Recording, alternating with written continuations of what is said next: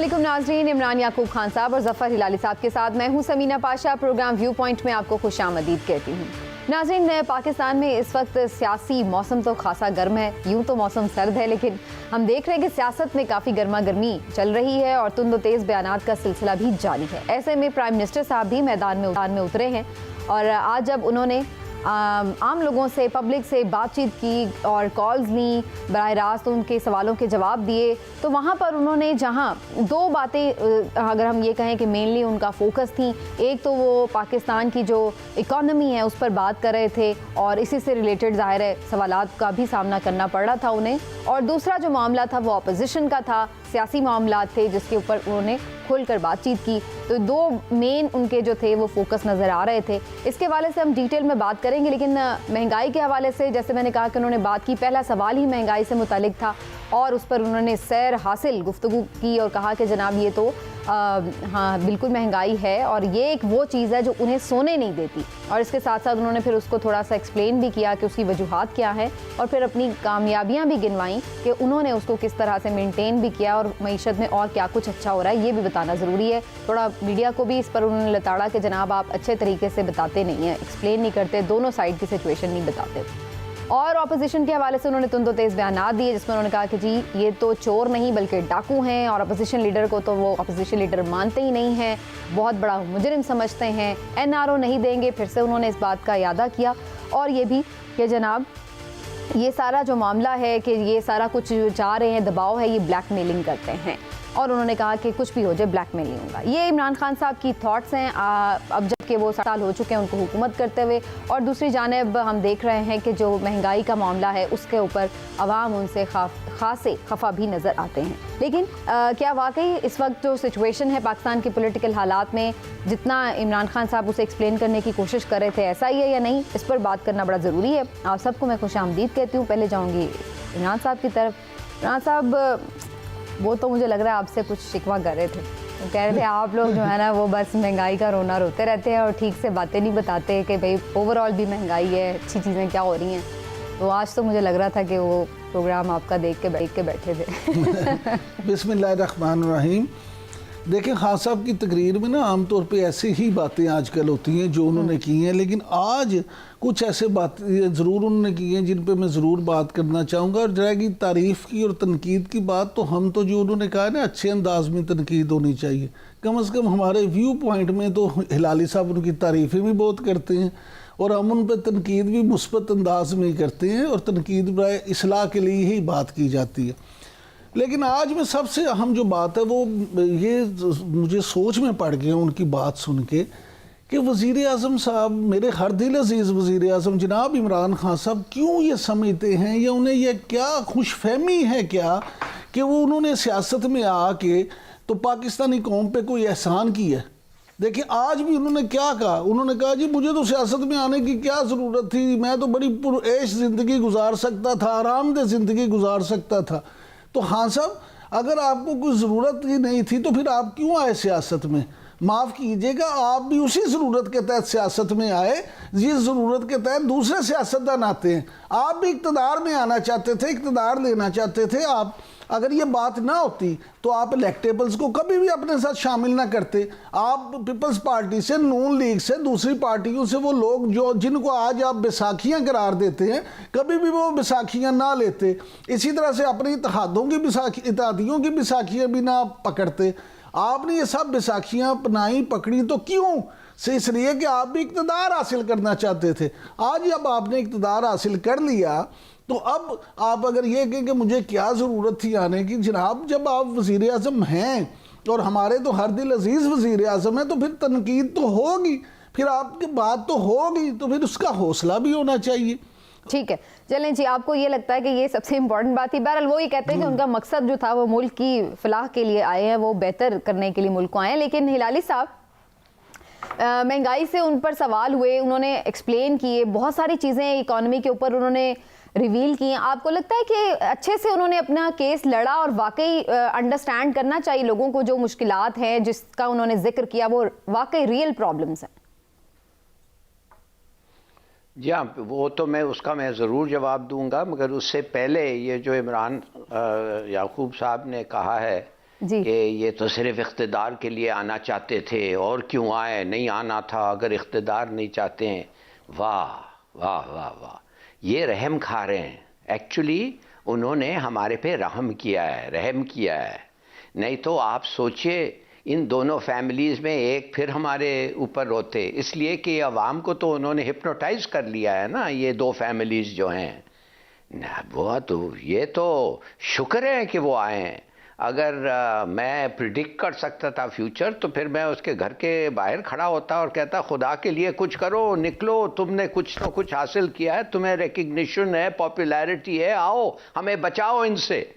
तो हम तो बड़े खुश हैं वो आए हैं, और अगर उनको ज़रूरत भी नहीं थी और अगर उनको तकलीफ़ होती है अभी, तो कोई बात नहीं, बर्दाश्त करें, इसलिए कि बहुत सारे लोग हैं जो खुश हैं कि आप आएँ और चाहते हैं कि आप रहें।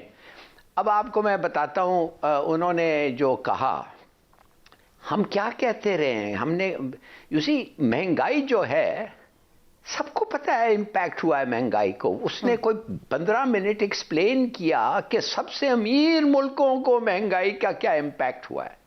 अब जब हम कहते हैं कि हर जगह महंगाई इम्पैक्ट हुआ है, हमें कहा जाता है दफा करें दूसरे लोगों को, हमारा महंगाई देखिए, लोग तो अपना ही सोचते हैं अपना। तो फिर अपना अगर आप सोचते हैं तो वर्ल्ड बैंक के थोड़े से फिगर्स पढ़ लें, वर्ल्ड बैंक के थोड़े फिगर्स देख लें कि पॉवर्टी कम हुआ है 5.3% 2020 से 4.8% 2021 में, और 4% होगा 2023 में। कम हो रहा है, वर्ल्ड बैंक कह रहे, वो कोई हमारे लोग नहीं है, ठीक, वो ये नहीं, वो पीटीआई के लोग नहीं हैं, वो पाकिस्तानी भी नहीं है, बल्कि काफ़ी सारे दुश्मन मुल्कों से। वो कह रहे हैं ये होगा, तुम्हारा महंगाई कम होते जाएगा। ठीक, तो खुश हो थोड़ा सा। मैं नहीं कहता ज्यादा खुश हो, बल्कि मैं कहता हूं बिल्कुल खुश नहीं हो, ये एक स्टैटिस्टिकल लेकिन होपफुल रहना चाहिए। है, मगर है एक कम से कम है। मैं कहता हूं 72 नहीं अगर हुआ है तो उससे ही खुश हो। नहीं, ये तो कंसीड करने के लिए तैयार नहीं है। तो वो क्या कह रहे थे जो आपने कहा आपके इंट्रोडक्शन में, हमारा तकसीम हुआ है, हम लोग ब्लैक एंड व्हाइट में हर चीज देखते हैं, ग्रे में कुछ चीज नहीं होता है। मीडिया डिवाइडेड, पॉलिटिक्स डिवाइडेड, मने के अवाम तकसीम। तो ये एक आपको लगता है मसाइल। ठीक है, चलिए इलाही साहब एक तीसरी राय भी शामिल करते हैं। इस वक्त मोहम्मद मालिक साहब हमारे साथ मौजूद, जो कि सीनियर आइन का पर्सन है, तज्जियाकार है, उनकी भी राय जानते हैं प्राइम मिनिस्टर साहब ने जो गुफ्तगू की है। मालिक साहब, सबसे पहले तो मैं आपसे इसी बारे में ही पूछ लेती हूँ, जो उन्होंने मीडिया के हवाले से बात की और फिर जो दीगर उनकी बातें, उन्होंने कहा जी मीडिया मायूसी फैला रहा है और कुछ एंकर्स जो हैं शाम में आकर ऐसे दिखाते हैं कि जैसे सब कुछ जो है वो ख़राब हो गया है, तबाह बर्बाद हो गया है, और आप लोग बहुत मायूसी फैलाते हैं। जो पॉजिटिव चीज़ें वो भी साथ बताया करें अगर तनकीद कर रहे हैं। तो ये आप समझते हैं कि मीडिया की रिपोर्टिंग में इशू है? नहीं, देखें इश्यूज होते भी हैं, नहीं भी होते, लेकिन आप जनरलाइज नहीं कर सकते। देखिए अंग्रेजी में फिक्रा होता है शूट द मैसेंजर। अब ये वही डॉक्ट्राइन है यहाँ पे कि ठीक है जी, जो खबर लेके आ रहा है उसको वो बुरा है क्योंकि वो बुरी खबर सुना रहा है। इशू ये है कि फिर उन्होंने 2-3 बड़ी इंटरेस्टिंग बातें की। अच्छा बोले, करप्शन पे बड़ा अच्छा बोले, मैं उनके उस व्यू पॉइंट से एग्री करता हूँ कि जो लोग इश्तिहारी हों, सब कुछ हों, उनको मीडिया पे क्यों कवरेज हम दें जस्ट बिकॉज पॉलिटिशियन है। अगर कानून से भागा हुआ आदमी है, मैं उस बात से बिल्कुल एग्री करता हूँ। आई डोंट थिंक जो फ्यूजिटिव्स ऑफ लॉ हो उनको नेशनल मीडिया पे जगह मिलनी चाहिए। आए कानून के सामने सरेंडर करें, जितनी मर्जी तकरीरें करें, हम चलाएंगे। उस व्यू पॉइंट से मैं एग्री करता हूँ। लेकिन ये कह देना कि जी कुछ लोग शाम को मायूसी फैलाते हैं, बेहतर था बता देते वो कुछ लोग कौन है। कहीं आपका ही ना नाम ले लेते हैं मालिक साहब। ले नहीं, मैं ऐसे कह रहा हूँ ना कि ले लेते हैं ना, हमारा भी चाहे नाम ले ले। बात ये है, अगर सवाल करना या फैक्चुअल पोजीशन को सामने लाना, गवर्नमेंट की तारीफ ना करना, अगर ये मायूसी फैलाना है, तो फिर मुझे नहीं पता फिर मायूसी फैलाने में और जर्नलिज्म में क्या फर्क है, और कौन से उनको जर्नलिस्ट पसंद हैं जो उनका बहुत अच्छे लोग हैं, कुछ अच्छे लोग भी हैं, शायद जो उनकी हमसराई करें वो अच्छे लोग होंगे। देखिए ये गलत बात है, वो वक्त इनको भी याद रखना चाहिए। फिर उन्होंने कहा कि जी एक गवर्नमेंट का आदमी होता है, 3 अपोजिशन का होता है, तो वो बड़ी, ये भी जमाने में थे जब ये लोग अपोजिशन में थे तो ये भी 2-3 होते थे और एक गवर्नमेंट का होता था। आपकी 3-4 बड़ी जमातें हैं। आई थिंक नाज़रीन को बताना जरूरी है क्यों 2-3 लोग होते हैं। मसलन आपने पॉलिटिकल बहस करनी है, आप एक पीटीआई का बंदा बैठाते हैं, आप एक पीपल्स पार्टी का बैठाते हैं, एक आप पीएमएलएन का बैठाते हैं, तो ये दो तो होंगे ही ना, क्योंकि ये सबसे बड़ी जमातें हैं। वो कहते हैं एंकर भी साथ मिल जाता है ऑपोजिशन के मेंबर्स के। एंकर का काम है डिबेट को मॉडरेट करना, कि डिबेट रेलिवेंट रहे टू द, कोई ना ऑपोजिशन वाला जलसा बनाए ना सरकार वाला जलसा बनाए। ठीक। और आप देखिएगा हम प्रोग्राम्स में कोशिश होती है कि हमेशा गवर्नमेंट के नुमाइंदों को ज्यादा टाइम मिले, बिकॉज वो 2-3 लोगों के सवाल का जवाब दे रहा होता है। मालिक ये साहब, नहीं हो सकता। मालिक साहब मैं एक चीज और ऑन रिकॉर्ड पे कहना चाहता हूँ, इमरान खान साहब को अपने लोगों को भी चाहिए, इनके जो वुज़रा हैं उनके अब इस वक्त इतने ज्यादा मुतालबात हो गए, जी मैं अकेला आऊंगा, मैं 1-on-1 बात करूंगा, मैं किसी के साथ बैठूंगा नहीं। भैया आपके लोग खुद प्रोग्राम्स में नहीं आते, और अगर आपकी रिप्रेजेंटेशन व्यू पॉइंट की एक खास मेयार की नहीं है, वो इसलिए कि जो आपके टॉप वजीर हैं वो हर कोई यहाँ पे प्राइम मिनिस्टर समझते अपने आप को, कहते जी मैं अकेला ही आऊंगा। और आप नोट कर लीजिए, इनके बहुत से वुज़रा हैं जो अकेले आएंगे, सेगमेंट करके चले जाएंगे, फिर आप कहेंगे जी उस प्रोग्राम के अंदर हमारा व्यू पॉइंट नहीं चला, आपके अपने लोग नहीं बैठते आके, तो don't blame the media for that.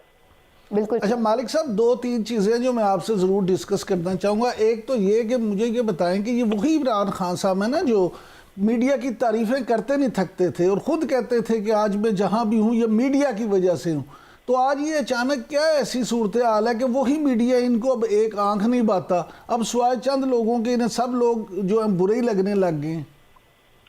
देखिए ये हमेशा इक़्तिदार का इशू है। आपको भी इतने साल हो गए हैं जर्नलिज्म में, मुझे आप बताएं, जब अपोजिशन में होते हैं सारे पॉलिटिशियन आपके दोस्त होते हैं ना, तो जब वो वजीर बन जाते हैं उनसे आपके ताल्लुकात खराब हो जाते हैं। वो कहते हैं यार तू तो मैं 30 साल को जानता था, तू मेरे खिलाफ खबर करती, तू है गल करती। अब इसमें बंदा क्या करे, ये कुछ इक़्तिदार के लवाजमात हैं और कुछ ऑपोजिशन की ज़बान। अच्छा मालिक साहब, जो ये इकोनॉमी को उन्होंने डिफेंड किया कि वो कह रहे हैं बहुत कुछ अच्छा हो रहा है, हमारा ग्रोथ रेट ऐसे ही तो नहीं अच्छा, जाहिर है कि हमारी इकोनॉमी ग्रो कर रही है तो हमारा ग्रोथ रेट अच्छा आ रहा है। दूसरे जो इंटरनेशनल इदारे हैं, वर्ल्ड बैंक हो, यूएन की भी मैंने पिछले दिनों रिपोर्ट देखी थी, उसमें भी, और भी ब्लूमबर्ग की रिपोर्ट में भी, तो पाकिस्तान की इकोनॉमी में पॉजिटिव चीजें नजर आती हैं। बिल्कुल है, इसमें कोई शक नहीं है, लेकिन आप जरा इकोनॉमी, हर आदमी की जो पर्सनल इकोनॉमी होती है वही इकोनॉमी मैटर करती है।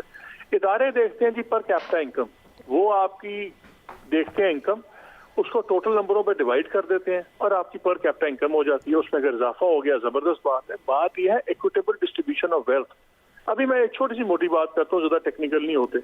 इन्होंने बड़े कर्जे दिए 3% के ऊपर, टर्फ का जो इन्होंने कर्जे दिए, बड़े बड़े कारखानों को दिए, बिल्कुल उनकी इनकम में बहुत इजाफा हुआ, उसका ट्रिकल डाउन इफेक्ट कोई नहीं था। इस गवर्नमेंट ने 2 लोगों को पैसे दिए, या बहुत अमीरों को कारोबार बड़ा करने के लिए, या बहुत गरीबों को एहसास प्रोग्राम में कि वो भूख से ना मरे, उनको पैसे मिल जाए। इकोनॉमी चलती है मिडिल क्लास से। आज तक एसएमई पॉलिसी, आपको 3 साल बाद इन्होंने टूटी फूटी पॉलिसी अभी अनाउंस किया, उसकी भी डिटेल्स नहीं आई। जो आपकी मिडिल क्लास है वो तबाह हो गई है और इसमें आपकी 90% एम्प्लॉयमेंट है। आप देखें ना, जो आपका 40-50 हजार से लेके लाख रुपया कमाने वाला खानदान था, वो तबाह हो गया।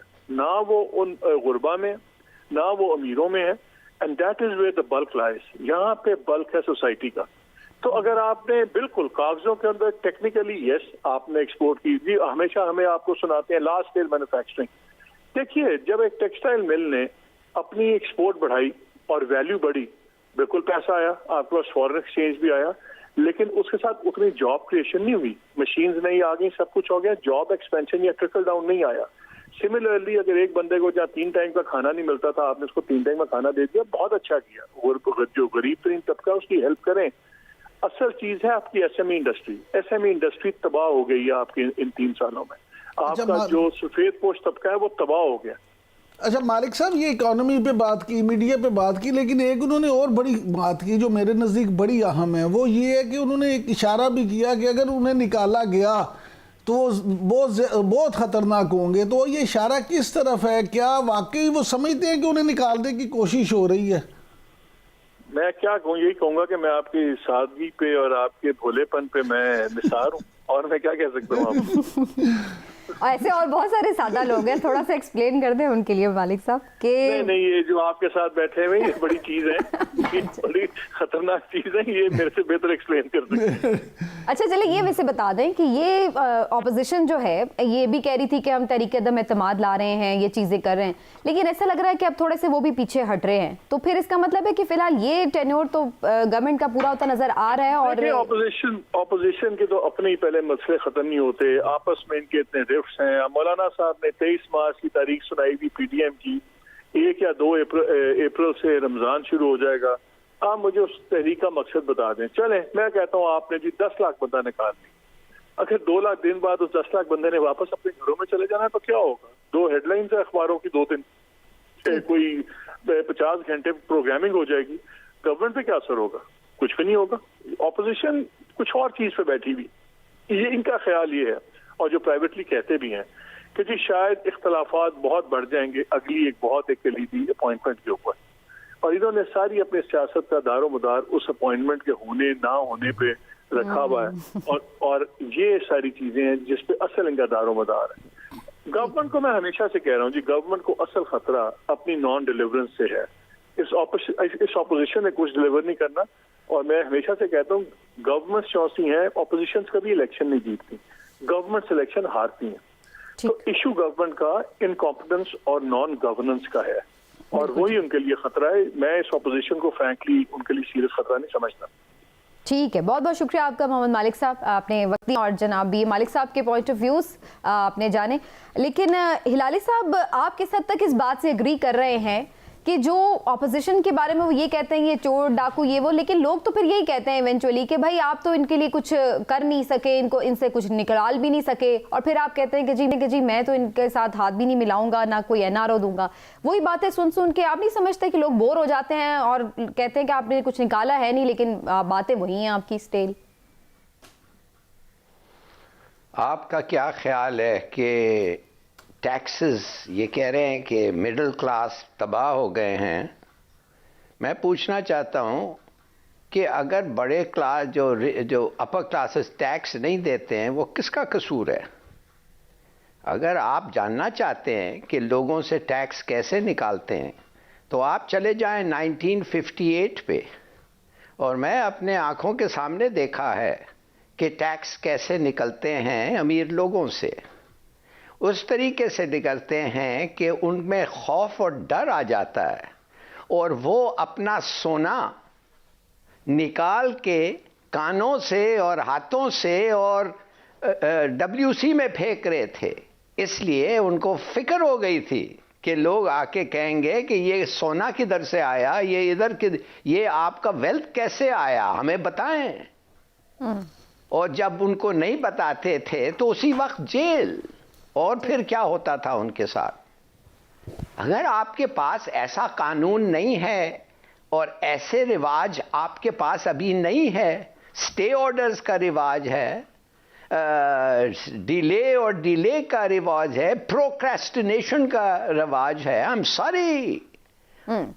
मुझे बहुत बड़े इंडस्ट्रियलिस्ट मिले हैं जिनको शर्म आती है जब सिंध गवर्नमेंट को ने 22,000 से 25,000 किया था मिनिमम बेसिक पे, तो ये जो बड़े फैक्ट्री ओनर्स हैं इन्होंने शोर मचा दिया कि हम कैसे दे सकते हैं। हालांकि एक एक की गाड़ी देखे पीछे बाहर क्या खड़ी हुई थी, उनके रिकॉर्ड देखे फॉरेन ट्रैवल पे क्या था। बिल्कुल ठीक। कौन निकालेगा उनसे पैसे? चाहिए कि आगे पास ऑन करें, अगर वो अच्छा कमा रहे हैं तो आगे अपने वर्कर्स को भी खुशहाल करें, उनके लिए भी सोचें। बिल्कुल लेकिन नहीं। क्या कह रहा था इमरान खान क्या कह रहा था? सुनिए, इमरान खान कह रहा था टैक्स दो।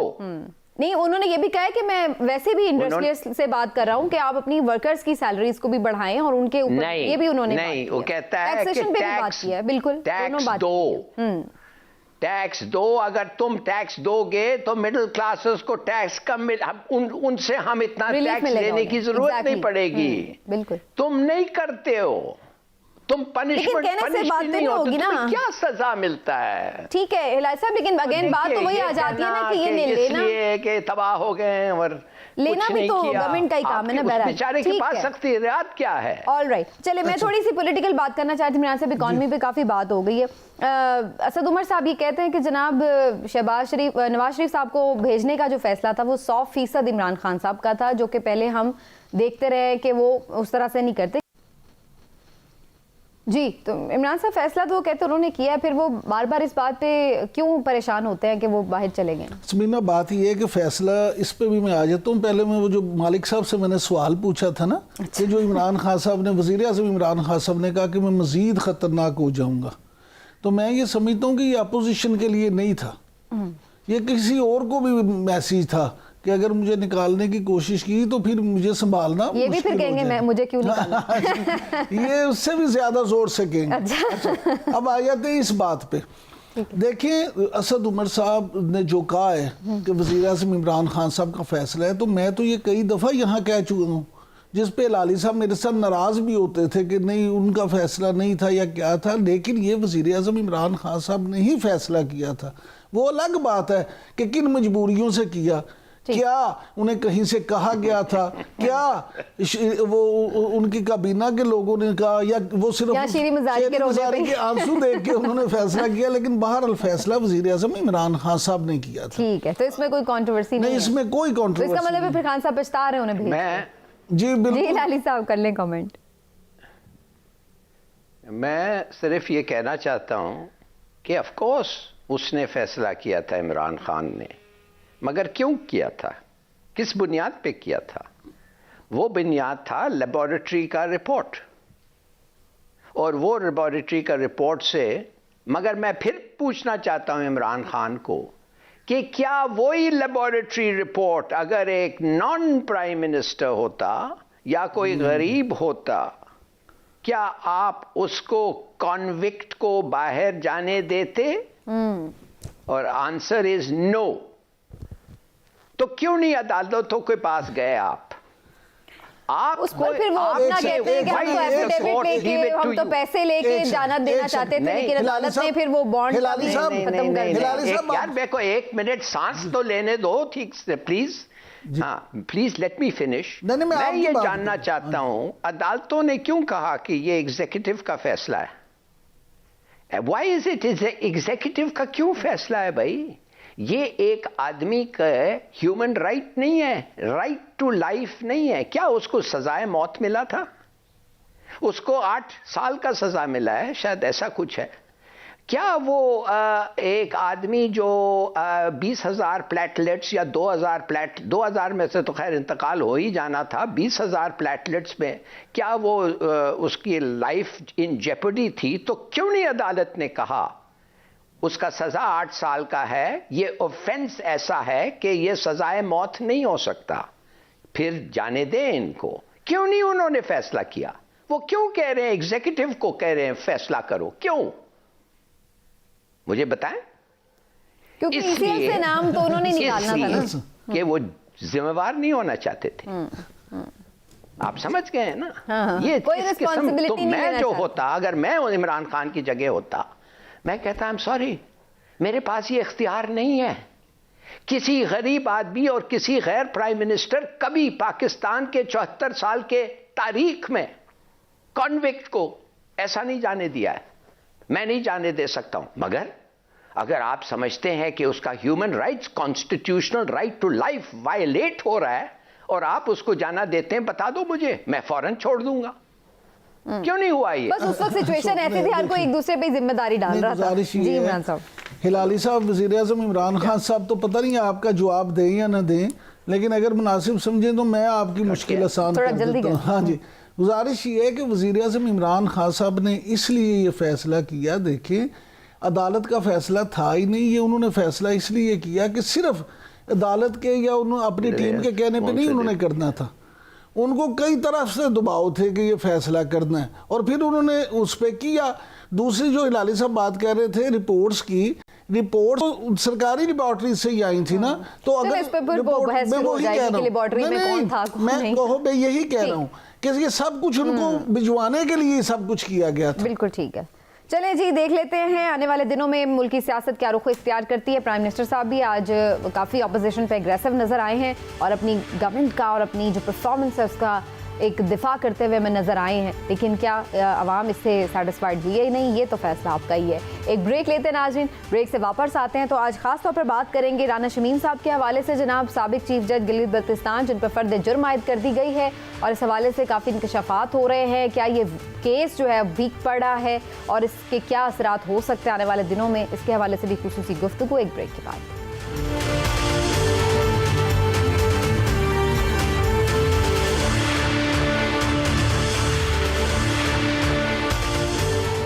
वेलकम बैक नाजरीन। एहतसाब के मामले पर खुद ये भी हुकूमत का मानना है कि जनाब हम नाकाम ज़रूर हुए हैं, उस तरह का एहतसाब नहीं हो सका जैसा होना चाहिए था, लेकिन शहजाद अकबर साहब अभी भी पुरुम्मीद है और उनका ये कहना है कि जनाब ये तो साल ही सज़ाओं का साल है और सबको सज़ाएँ होंगी। अच्छा देखते हैं क्या वाकई ऐसा होता नहीं, लेकिन हम खास तौर पर बात कर रहे हैं राना शमीम साहब के हवाले से और उनका केस जो इस्लामाबाद हाई कोर्ट में ज़ेर समाअत है, फ़र्द जुर्म उन पर आयद हो चुकी है और इस हवाले से काफ़ी पेशरफ्त हो रही है, क्योंकि ये भी कहा जा रहा है कि अगर उनका ये केस साबित होता है तो इससे ज़ाहिर सी बात है आगे जो मामलात हैं नवाज शरीफ साहब के केस के हवाले से उस पर भी असरात पड़ेंगे कि वो भी फिर किसी न किसी तरह वीक होगा या नहीं होगा। यकीनी तौर पर ये कानूनी बहस भी है, लेकिन ये भी देखना होगा कि आखिर इस केस का गठजोड़ जो है मुस्लिम लीग नून के साथ निकलेगा तो उससे क्या असरात मुरतब होंगे, पॉलिटिकली भी देखना होगा इसको। तो जनाब इसी हवाले से गुफ्तगू करते हैं, लेकिन पहले मैं आपको सुनवाना चाहती हूँ कि हमारे जो खुसूसी नुमाइंदे हैं आसिम नसीर, उनसे खुसूसी तौर पर गुफ्तगू की है शहजाद अकबर साहब ने और राना शमीम के केस के बारे में जो उन्होंने कहा वो पहले सुन लेते हैं और फिर आगे बात करते हैं। मैंने सहूलतकार का इल्ज़ाम नहीं लगाया, मैंने उसको मरकजी किरदार कहा है। मैंने एक सिंपल सी बात कही है कि ये जो सारा एफिडेविट है इनके दफ्तर में बैठ के इनकी वहाँ पे लिखा गया और ये चीज़ आने वाले दिनों में अदालत में इंशाल्लाह यहाँ भी हो जाएगी। मैं ये समझता हूँ कि नवाज शरीफ न सिर्फ मरकजी मुल्ज़िम है, मरकजी किरदार है इस पूरी साजिश का। तो उनका कहना है कि ये सारा केस भी बेसिकली इसका मरकजी किरदार है नवाज शरीफ साहब, ये उनका मानना है। तो क्या ऐसा ही है? पहले हिलाली साहब की तरफ जाऊंगी। हिलाली साहब, क्या आपको दिखाई दे रहा है इस केस में किसका आपको लग रहा है कि रुख जो है किस तरफ जा रहा है? राना शमीम का केस आपको वीक दिखाई दे रहा है और क्या वाकई नवाज शरीफ साहब इसका साजिश का हिस्सा हो सकते हैं? भाई पहली बात तो ये है कि मुझे हैरानगी इस पे है कि शरीफ्स ने अब 5 दफ़े कोशिश की है कि कोर्ट को मिसलीड करें, कौम को मिसलीड करें, पब्लिक को मिसलीड करें, ठीक है ना, फ्रॉड करें। कलीबरी कतारी का ख़त, ऑडियो अरशद मलिक का, ऑडियो साकिब निसार का और अब ये एफिडेविट गत्री का। आपका क्या ख्याल है ये क्या हो क्या रहा है हमारे अदालतों के साथ? जो आदमी आगे झूठ कहता है मान भी जाता है और कुछ नहीं होता है उसको। मैं तो समझता हूं कि ये सवाल it's an insult to arms intelligence. मैं ये जानना चाहता हूं कि कब कुछ ऐसा पेनल्टी होगा लोगों के साथ जो आके सीधा साधा झूठ बोलते हैं, कुछ नहीं होता है, बस वो झूठ पे झूठ चलता रहता है। आई मीन रिमार्केबल यार। तो मैं तो समझता हूं कि लिंक क्या मतलब लिंक किसके साथ लिंक है? यानी नवाज शरीफ साहब के साथ लिंक है। फिर उन्होंने यानी ये सारा आपके ख्याल से पूरा ख्याल में ये जो 5 वाक़िया आपको दिए हैं, कलीबरी, कतारी, अरशद मलिक, साकिब निसार और एफिडेविट, ये किसको मदद करते हैं भाई? ये कोई सवाल है आपका पूछना कि लिंक है कि नहीं? Who do they help? सही है, नवाज शरीफ साहब को। और अब वो मॉकरी ऑफ द लॉ। और अब तो वो उनकी ऑडियो टेप भी सामने आ चुकी है गत्री की, जिसमें वो बता रहे हैं, वो भी एक वो एविडेंस था जो पहले उन्होंने हाइड कर रखा था, वो भी सामने आ गया। उससे कुछ मदद मिलेगी लाली साहब आपको लगता है? मैं तो फिर कह रहा हूं आपको, जब कोर्ट कहती है कंटेम्प्ट ऑफ कोर्ट पे अब आ गया है ये जो जज था, तो अब देखें ये कोर्ट क्या करता है।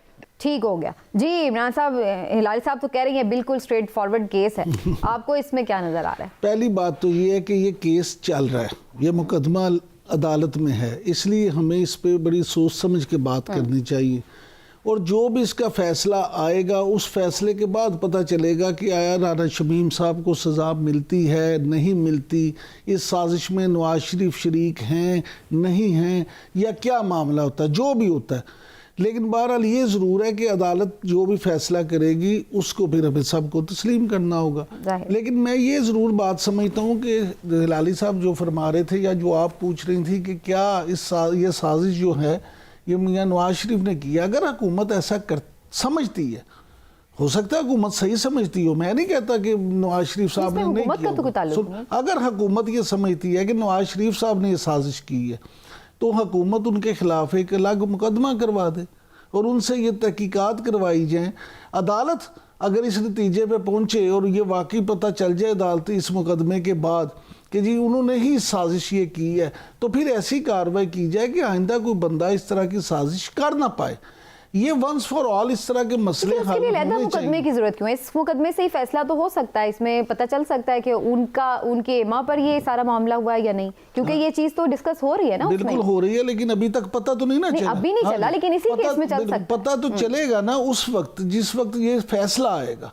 लिहाजा मैं समझता हूँ कि अभी फैसला आने तक इस पे कोई ज्यादा बात नहीं करनी चाहिए, फैसले के बाद इसको डिस्कस कर लेंगे। लेकिन आपको इसमें जो एक और एंगल भी है वो ये भी चल रहा है। जी चले हिलाल साहब आप कर लें कमेंट, फिर मैं आगे चलती हूँ। जी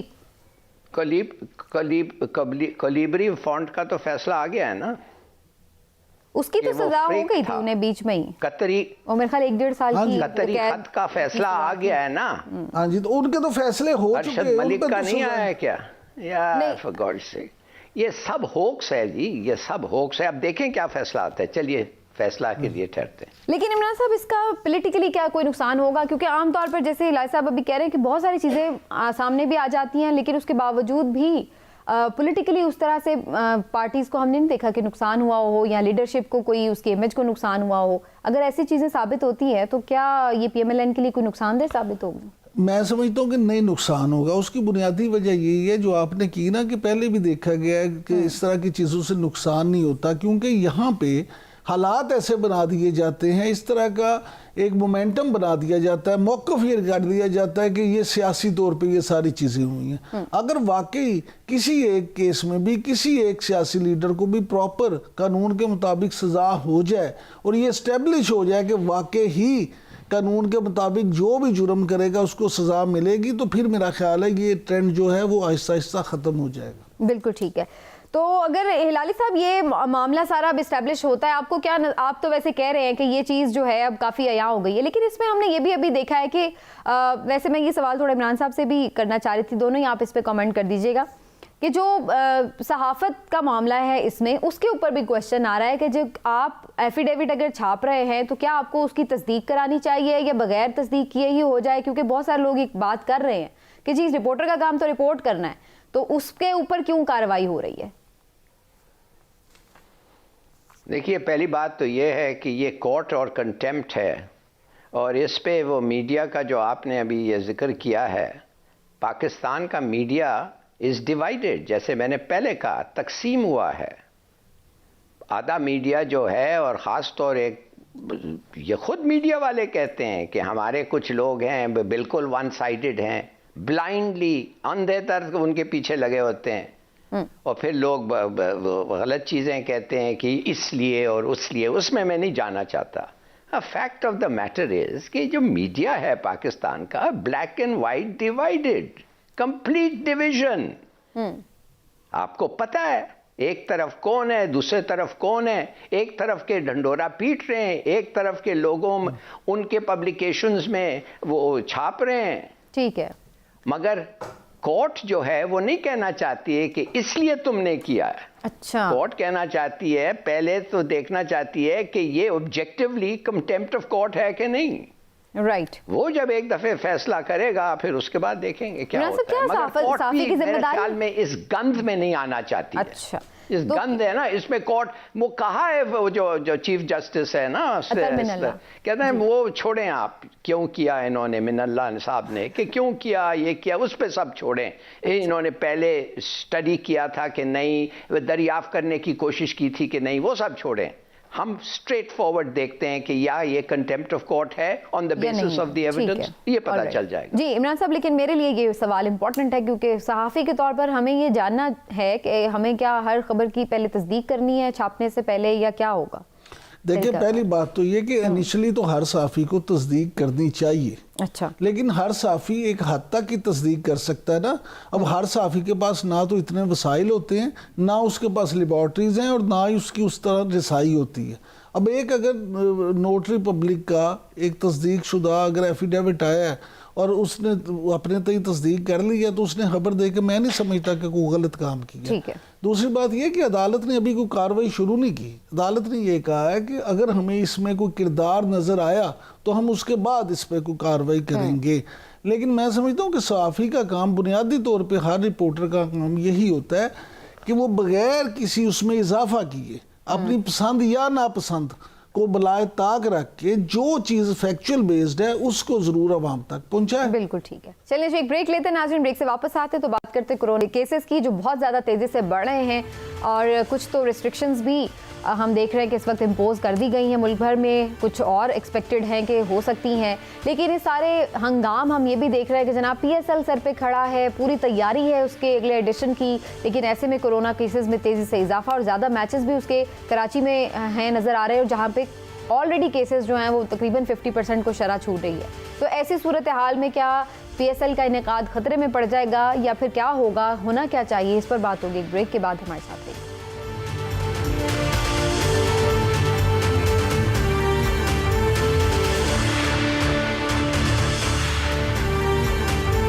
नाज़रीन, इस वक्त हम देख रहे हैं कोरोना केसेस में बड़ी तेज़ी से इजाफा हो रहा है। ओमिक्रॉन वेरिएंट जो है उसके भी केसेस हमें नज़र आ रहे हैं, लेकिन ओवरऑल भी शरह जो है वो काफ़ी ज़्यादा हो रही है। ख़ास तौर पर कराची में, सिंध में हम देख रहे हैं कि ज़्यादा तादाद बढ़ती चली जा रही है। ऐसे में PSL 7 जो है उसका भी बिल्कुल टाइम करीब है और वहाँ पर अरेंजमेंट्स हो रहे हैं, और यहाँ पर जो कोरोना केसेस हैं वो बढ़ते चले जा रहे हैं। तो ऐसी सूरत में क्या हो सकता है, क्या होना चाहिए, थोड़ी इस पर भी बात।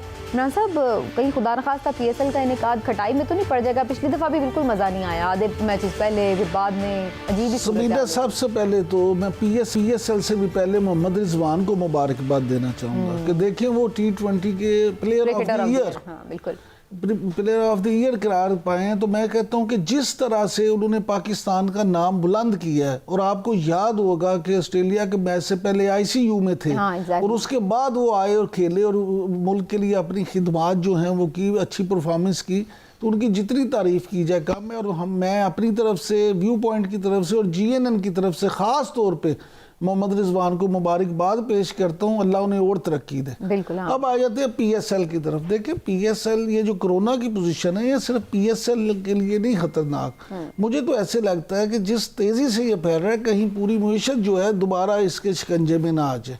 देखिए आप, अभी तक तो चीज़ें पाकिस्तान में अल्लाह का शुक्र है कि काफ़ी बेहतर है, लेकिन अगर हमने बादतियाती ना छोड़ी, अगर हमने वाकई मास्क का इस्तेमाल ना किया, अगर हमने सोशल डिस्टेंसिंग को प्रॉपर मेंटेन ना किया, तो ये ख़तरनाक हो सकता है।